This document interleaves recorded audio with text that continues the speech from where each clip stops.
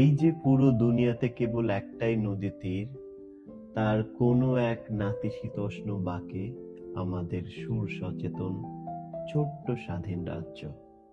ক্ষুদ্র আয়তন হলেও মানুষ অনেক, অভাব অভিযোগও বেশি, কিন্তু এখানে জনগণ যে যার মতো শৌখিন।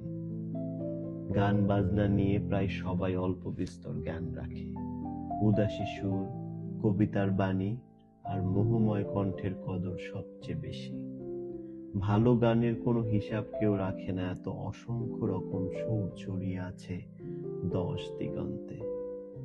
প্রত্যন্ত গ্রাম থেকে শুরু করে ব্যস্ততম রাজধানী, সঙ্গীত নিয়ে হাজার রকম আয়োজন চলে 6 ঋতু 12 মাস।